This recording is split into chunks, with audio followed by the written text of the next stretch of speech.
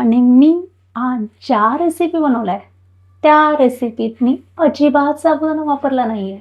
नमस्कार मंडळी.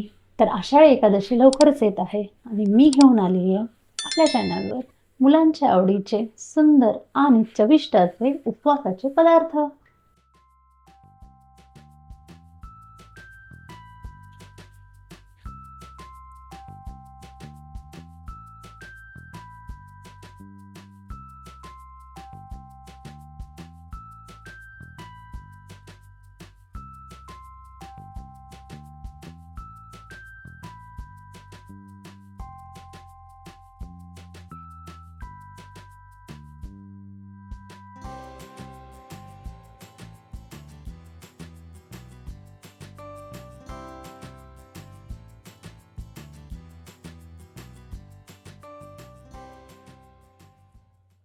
बरं थांबा थांबा, आता बरेच लोक म्हणतील की मुलांनी उपवास का धरायचा, मुलं लहान असतात. पण मला वाटतं जर असे सुंदर पदार्थ खायला मिळणार असतील तर मुलं का नाही उपवास धरणार? मुलं काय, मोठे सुद्धा उपवास धरतील. आता उपवास धरणं मुलांसाठी नेसेसरी आहे की नाही आहे ह्या डिबेटमध्ये आपण नको जायला. पण मला असं वाटतं की आपल्या मुलांना फास्टिंग काय असतं, सेल्फ कंट्रोल काय असतो, एखादी गोष्ट खूप खावीशी वाटत असेल पण नाही, आपला उपवास आहे, आज आपण नाही खाऊ शकत, ही जी भावना आतून येते, ती भावना आपल्या मुलांमध्ये कुठेतरी रुजली की ती इतर गोष्टींमध्ये पण ती खूप उपयोगाची पडते. तर चला सुरू करूया पटकन आपल्या रेसिपींना. तर आपल्याला जे काही इन्ग्रेडियंट्स लागणार आहेत ते सगळे इन्ग्रेडियंट्स मी काढून ठेवले, तुम्हाला पण दाखवते. तर इथे आपल्याला जे जे काही इन्ग्रेडियंट लागणार आहेत ते सगळे मी काढून ठेवले आहेत ऑलरेडी. पनीर पाण्यात ठेवायचं 10 ते 15 मिनिट, म्हणजे त्याला सॉफ्टनेस येतो. मखाना इथे मी रोस्ट करून घेतला आहे आणि अल्सो जिरं रोस्ट करून मी जिरा पूड पण करून घेतलेली आहे. कुकिंग सुरू करण्याच्या आधीची सगळ्यात महत्त्वाची स्टेप म्हणजे केसवर बांधणे, जेणेकरून आपल्या कोणत्याही पदार्थात आपले केस पडणार नाही. केस बांधणे इज अ मॅन्डेटरी. तर सगळ्यात आधी आपण आता हे सगळं क्लिअर करून घेऊ आणि आपण आपला पहिला पदार्थ बनवायला सुरुवात करू, जो की आहे राजगिरा पनीर पराठा. ज्याप्रमाणे मी सांगितलं होतं आपण 1 वाटी राजगिऱ्याचं पीठ घेणार आहोत. त्यात थोडंसं आपण असं समजा मीठ घालणार आहोत.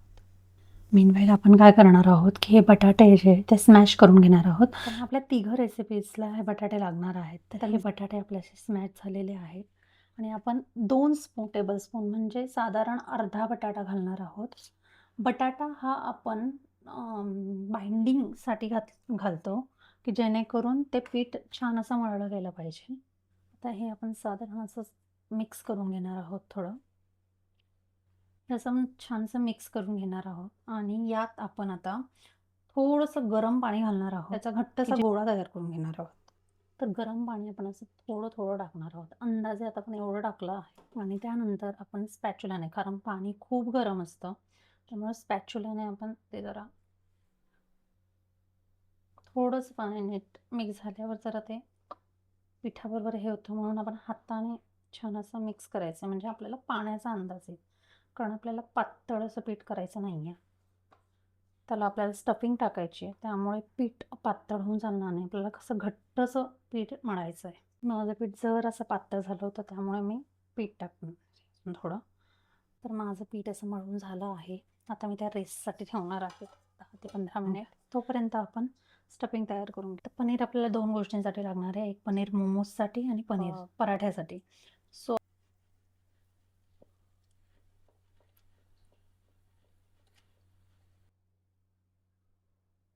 तर हाफ ऑफ द पनीर आपण काढून ठेवणार आहोत आपल्या मोमोजसाठी. सो आपण मोमोजसाठी थोडंसं पनीर असं साईडला काढूयात. बाकीचं पनीर आपण वापरणार आहोत स्टफिंगसाठी. तर आपण आता त्यात घालणार आहोत ग्रीन चिली. मुलांना तुमच्या किती तिखट आवडतं त्या प्रमाणात आपण ते घालणार आहोत. नंतर घालणार आहोत आपण त्याच्यात कोथिंबीर. नंतर घालणार आहोत सेंधे मीठ. उपवासाला बरेच जण सेंधे मीठच वापरतात आणि आम्ही खानदेशी असल्यामुळे आणि स्पेशली मुलांचं फेवरेट असल्यामुळे मी थोडं त्यात चिली फ्लेक्स वापरणार आहे. तर चिली फ्लेक्स उपवासाला चालतं की नाही चालत, तर हे मी फक्त आपल्या घरच्या मिरच्यांनी बनवलं आहे. चलो लेट्स मिक्स इट व्हेरी वेल. छान असं आपण त्याचं आता तयार करून घेणार आहोत स्टफिंग. दिसायलाच खूप टेम्पटेटिंग दिसतंय. मी मुलांना असंच दिलं. आणि अजून हा एक, जर तुमच्या मुलांना चीज आवडत असेल तर, म्हणजे चीज आवडत असेल हा ऑप्शनच नाही आहे. मुलांना चीज आवडतंच. पण you can also add the cheese here. तर हे स्टफिंग आपलं तयार झालं आहे. ते बाजूला ठेवूयात. त्याला असं आपण तोडून जरा गोल फिरवून अशी लोई बनवून घेणार आहोत. त्यानंतर हातानेच त्याला असं फिरवून पिठाने जरा कोट करून घेऊ त्याला. म्हणजे तो अजून छानसा आपल्या हातावर बसेल. तो गोळा व्यवस्थित बसतो. आणि पराठ्याला आपण असं फोल्ड करून घेणार आहोत. सुंदर असा पराठा बनवू शकतोय तर बनवायचा. त्याला व्यवस्थित बंद करून घ्यायचं आहे शेवटच्या टोकापर्यंत. असं बंद करून घेतलंय आपण. आणि आता आपण व्यवस्थित त्याला पीठ असं पिठाने कोट करून घेणार आहोत. पण लाटणं घेऊन त्याला हळूहळू जेंटली असं लाटून घेणार आहोत. दिसतंय तुम्हाला? खूप जेंटली फिरवून फिरवून असं आपण लाटून घेणार आहोत. तुटू शकतो पण चवीला हा पराठा अमेझिंग होणार आहे. सुंदर असा आपला पराठा बनवून तयार आहे. तुम्ही बघू शकतात. काहीही हे न करता. चला आता आपण याला शेकून घेऊयात. So let's start the gas. Gas सुरू केल्यावर जरा वेळ तवा तापू द्यायचा आहे. छान असं तुपाने त्याला ग्रीस करायचं आहे. लाईक दिस. मी जनरली बटर प्रेफर नाही करत. मी जनरली घरचं तूप जेवढं असेल. Let's go. त्यावर आता मी छान असं तूप सोडणार आहे. परत छान असं तूप लावून घ्यायचं. And this time yes see आपला. I am so sorry guys. आपण जे हे बॅटर हे बनवलं होतं स्टफ, त्यामध्ये आपण जिरं पूड आपलं जे मेन अट्रॅक्शन आहे ते विसरलो होतो. सो बाकीच्या पराठ्यांसाठी मी हे टाकलं आहे. तर तुम्हीही नक्की टाका. मी तुम्हाला क्लोज लुक दाखवते की बघा दुसरी साईडही आपली किती छान कुक्ड झाली आहे. This is we called perfect food. Perfect golden crispy. ही दुसरी साईड जर आपण चेक केली ती मागची साईड प्रॉपर बंद आहे. हा पराठा प्रॉपर बंद. माझा हात अजूनही मी पराठा करतेच आहे पण मी ओळखू शकले मी स्वतः.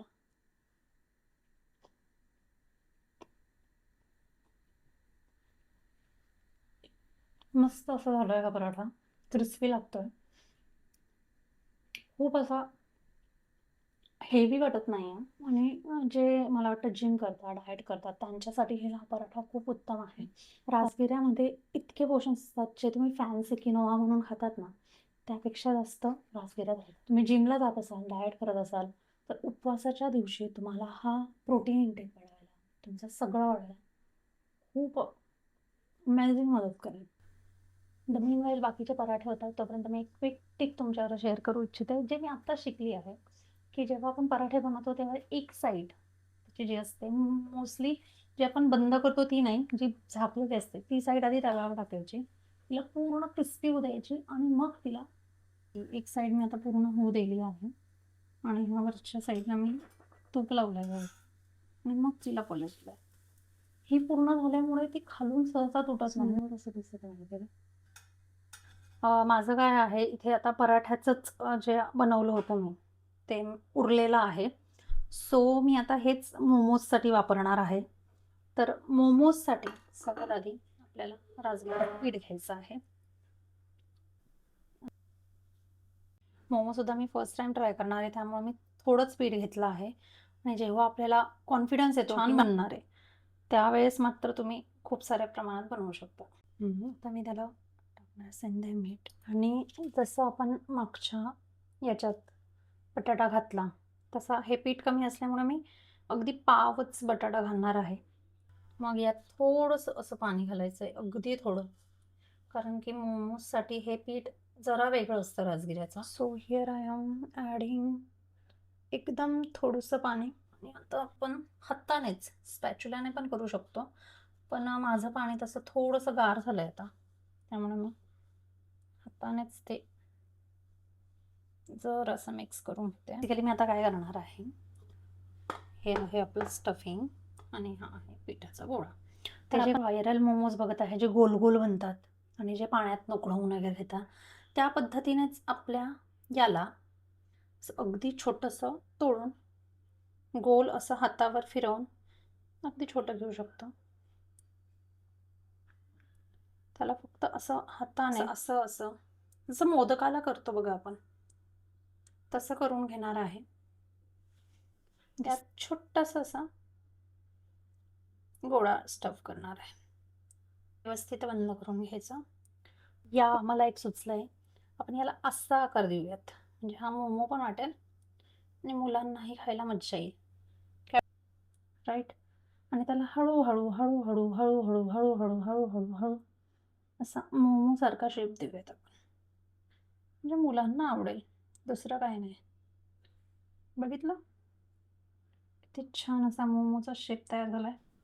तर मीनवाईल जेव्हा आपण मोदक बनवत आहोत, तर मी तुम्हाला भक्त पुंडलिकाची गोष्ट सगळ्यांनाच माहिती आहे की भक्त पुंडलिक हे आईवडिलांची सेवा करत होते आणि आईवडिलांची सेवा करत असताना त्यांना म्हणजे भगवान विष्णू त्यांना भेटायला आले, पण त्यांचं आईवडिलांच्या सेवेत ते इतके मग्न होते की त्यांनी विठ्ठलांकडे एक वीट फेकली, म्हणजे भगवंतांकडे एक वीट फेकली आणि सांगितलं की मी माझ्या आईवडिलांची सेवा करत आहे, तोपर्यंत तुम्ही इथे थांबा. पण तुम्हाला हे माहिती आहे का, पुंडलिक नक्की कोण होते, की त्यांना नक्की भगवंतांनी एवढं येऊन भेट दिली वगैरे?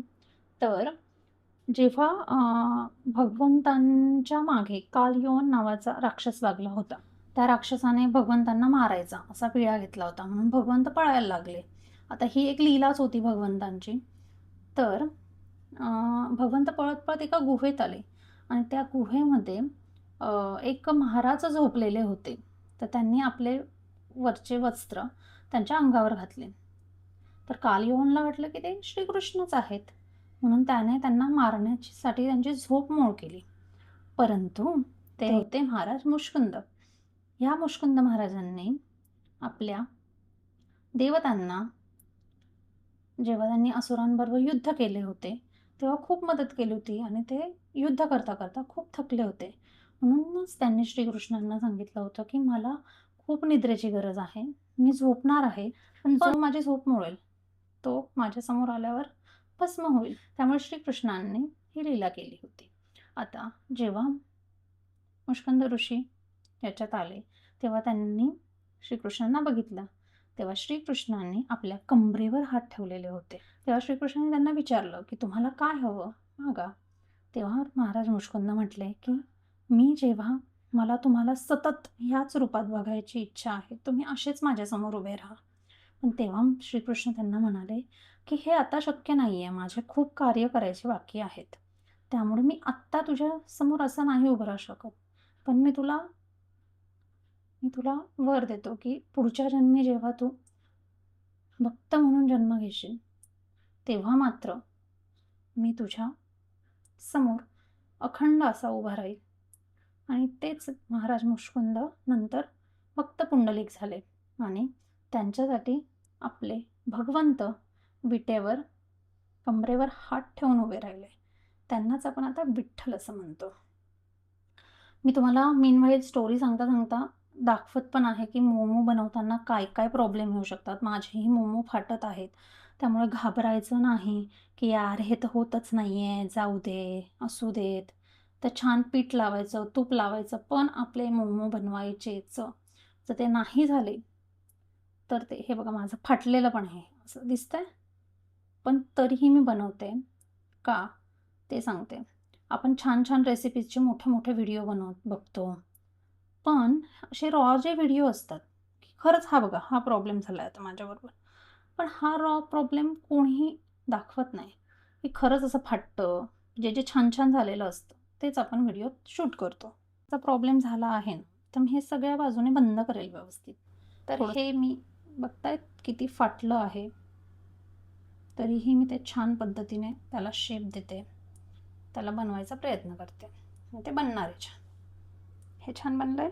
तर तुम्हाला ही गोष्ट माहिती होती का भक्त पुंडलिकांची, की जर माझं काही चुकलं असेल तरी मला कमेंटमध्ये सांगा. मला जर व्हिडिओ फूड ब्लॉगिंग करणं सोपं वाटत असेल तर सी द पसारा. हा असा एवढा पसारा होतो. हे सगळं सतत क्लीन करावं लागतं व्हिडिओ चांगला दिसण्यासाठी. सी आता मी सगळं क्लीन करून घेतलंय त्यातल्या त्यात. आणि तुम्हाला मोमोज दाखवणार छान असे किती सुंदर झाले आहेत. लेट्स सी कसे टर्न आउट होतात हे स्टीम केल्यानंतर. तर मोमोज स्टीम करण्यासाठी आपण स्टीमर घेतलं. त्या स्टीमरमध्ये आधी खाली पाणी घालूयात. ओके.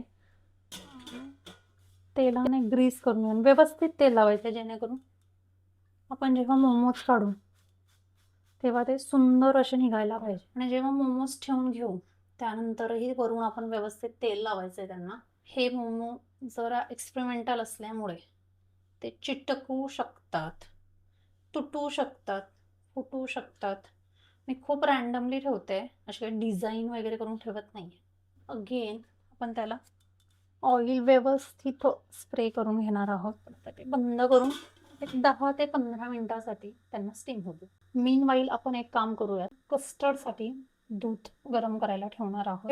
आपण घरचंच असं गाईचं दूध घेतलं आहे. तुम्ही फुल फॅट मिल्कही वापरू शकता. ॲक्च्युली फुल फॅट मिल्कने छानच होतं, पण मला चालणार आहे गाईचं दूध. असं मीनवाईल आपण एक चटणी बनवून घेणार आहोत छान अशी, भरपूर अशा दहीने युक्त.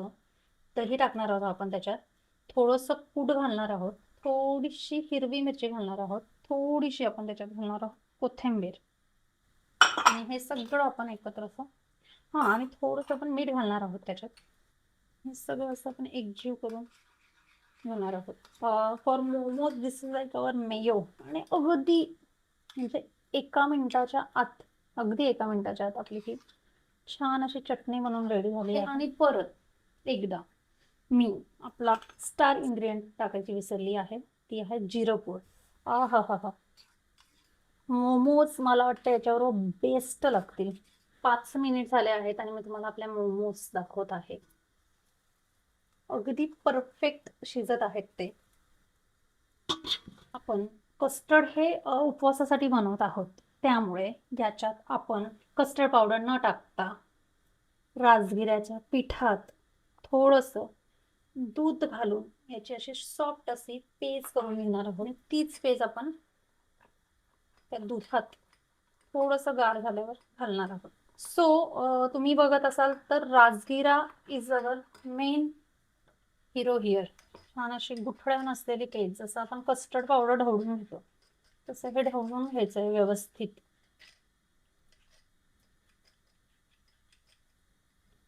अशी कस्टर्ड पावडर सारखीच आपली पावडर तयार झालेली आहे. मीनवाईल आपले मोमोज तयार झाले आहेत. तुम्ही डायरेक्ट इथेच काढून दाखवत आहे.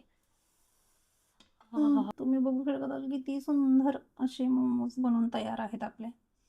मी गरम आहे त्यामुळे एक उचलून बघते. ही शपथ, खूपच भारी असे मोमोज तयार झाले आहेत. मी गरम गरम तुम्हाला एक फोडून दाखवणार आहे तुम्हाला.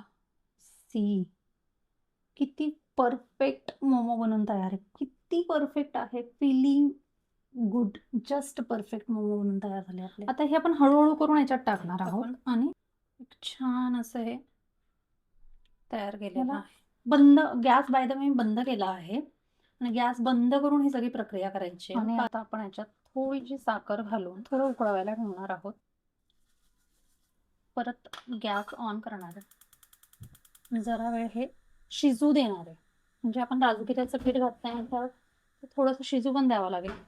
तर तुम्ही बघू शकता जरा छान अशी उकळी आली आहे. आणि जरा गॅस कमी करूयात आपण आता. रादर बंद करूयात. याच्यानंतर खाली यायचं ते. मला हे काचेचं भांडं वापरताना खूप भीती वाटते. तुम्हाला पण वाटते. साखर ही आपली छान अशी वितळली आहे आणि याच्यात दिसत नाहीये साखर. जरा वेळ आपण असंच राहू देऊ. नंतर आपण मात्र 5 मिनिटांनी फ्रीजमध्ये ठेवणार आहोत गार व्हायला. तोपर्यंत आपण फ्रूट्स कट करून घेणार आहोत आपल्या कस्टर्डसाठी. मी इथे ॲपल, केळी म्हणजे सीझनल मोस्टली घ्यायचा प्रयत्न करते. आणि डाळिंब एक असतंच.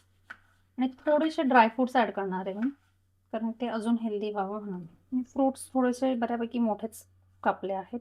जर तुम्हाला अजून फाईन हवं असतील तर काही नाही, याच्यावरच आपण थोडं चाकू चालवून असो. केळी कापतानाही आपण एक लक्षात घ्यायचं आहे की आपल्याला त्याची पेज नाही करायची आहे. ऑलरेडी आपलं घट्टसं असं कस्टर्ड तयार राहतं, त्यात केळी अजून बारीक कापल्या तर फाईन अशा केळी फक्त आपण मोठे मोठे तुकडे करणार आहोत, जेणेकरून ते तोंडातही येतील. आणि मी डाळिंब सोलून घेतले होते कालच, आणि ते ड्रायफ्रुट्समध्ये मी घेतले काजू, बदाम आणि काळा मनुका दाण्यांचा. तर काजू बदाम ही रफली चॉप करून घेणार आहे मी. असं तर खूप रफली चॉप केलेत मी ड्रायफ्रुट्स. आपल्या दुधाला अशी छानशी साय पण आलेली आहे, जी आपण आता याच्यात हे करून घेऊ. मला माहिती आहे हे कस्टर्ड पावडर किंवा कॉर्नफ्लॉवर सारखं असं एकदम काय घट्टसं होत नाही, पण तरीही हे लागायला अमेझिंग लागतं. सो तुम्ही मस्त ट्राय करा. तुम्ही आता सगळे फ्रूट्स घालून घेणार आहे याच्यात. पहिले तर आपले डाळिंब, नंतर मी घालणार आहे ड्रायफ्रुट्स. सो फायनली आपण घालणार आहे चॉप्ड आपले ॲपल्स अँड बनानाज. आणि हे दिसायलाच किती भारी दिसतंय. पण आता आपण हे जरा अजून गार करायला, खूप चिल्ड करायला आपण हे फ्रीजरला ठेवणार आहोत 15 मिनिटासाठी. क्लोज लुक दाखवते. सी, वाव यार वाव. थोडीशी कोथिंबीर दिसते असेल तुम्हाला चुकून त्याच्यात. ओके, आपण बॉईल पोटॅटो करून ठेवला होता, तर आता आपण बनवणार आहोत बॉईल मखाना आणि पोटॅटो टिक्की. आणि यासाठी आपण आता घेतलाय बॉईल पोटॅटो, आणि we have taking test roasted masala. Roasted मखानासला बारीक करून त्याची पूड करून घेणार आहोत आपण. आता जे आपण मखाना बारीक करून घेतले, मी जरा जाडसरच ठेवले आहेत मखाना. जे आपलं पनीर वाचलं होतं ते पनीरही मी घालणार आहे. It's totally optional. मला आवडलं, माझं राहिलं होतं, पनीर उरलं होतं, त्यामुळे मी घातलं. Again we used our tasty ingredient, जिऱ्याची पूड. हे बघा, तुम्ही व्हाईट मीठही वापरू शकतात, आम्हीही व्हाईट मीठ खातोच, त्यामुळे काहीही प्रॉब्लेम नाही आहे विशेष असा. कोथिंबीरही ऑप्शनल असते, बरेच लोक उपवासात कोथिंबीर खात नाही. It's totally optional. अजून एक की जिऱ्याची पूडही बरेच जण, जिरंही बरेच जण खात नाही. तर असे पटकन आपण असे गोल करून अगदी नॉर्मल रॉ शेप देणार आहोत त्यांना.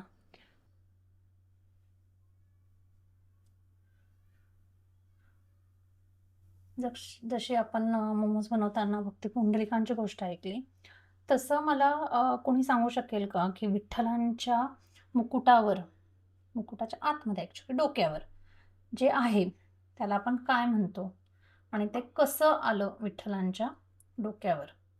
अजून एक, विठ्ठलांच्या छातीवर एक लाथ मारण्याची खूण आहे, ती खूण कोणत्या ऋषींमुळे आलेली आहे हे पण तुम्ही मला कमेंटमध्ये सांगा. अगदी छोट्या छोट्या गोष्टी असतात. म्हणजे तुम्हाला मी ह्या गोष्टी विचारते का, कारण जेव्हा तुम्हीही असं काही बनवाल, आणि मुलं खूप क्युरियस असतात, मुलं, माझा मुलगाही खूप क्युरियस असतो, आई तू काय बनवतेस, आई तू का बनवतेस. आणि आपलं कसं होतं, नवीन बनवत आहोत आणि नाही बनलं की आपली खूप चिडचिड होते, फसलं काय झालं. तर त्यावेळेत काय होतं, आपण मुलांना एंगेज करण्यासाठी असे प्रश्न दिले तर ते शोधताही, आणि त्यांना त्याच्याबद्दल नॉलेज मिळतं, आपल्याला नॉलेज मिळतं. त्यामुळे असे प्रश्न आपल्या मुलांना जरूर विचारा, आणि त्यांना आपल्याबरोबर कुकिंगमध्ये सहभागी करून घ्या. मुलांना कुकिंग खूप आवडते, मुलगा असो या मुलगी असो असं नाही, पण मुलांना, लहान मुलांना कुकिंग खूप आवडते. तुम्ही आजकाल इंस्टाग्रामवर खूप व्हायरल व्हिडिओज बघत असाल इंस्टाग्रामवर, की मुलं, म्हणजे मी सुद्धा बनवते माझ्या मुलाबरोबर, पण ते फोर्सफुली नाही, पण त्याला खूप आवडतं स्वतःला. सो ह्या आपल्या टिक्क्या बनवून रेडी आहेत. आता आपण ह्या शालो फ्राय करून घेणार आहोत. सी, आपण आपल्या टिक्क्या ह्या गॅसवर ठेवल्या आहेत, आणि जरा मीठ गॅसवर आपण त्या सगळ्या करणार आहोत. तूप भरपूर असं लावू शकतो आपण, मुलांच्या भरपूर असं तूप मी लावून घेते.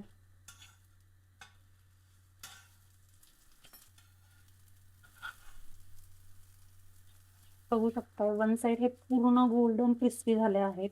जरा झूम करून दाखवते मी. आता आपण दुसरी साइड पण बघणार आहोत. वा, छान अशी ही पण गोल्डन झाली आहे.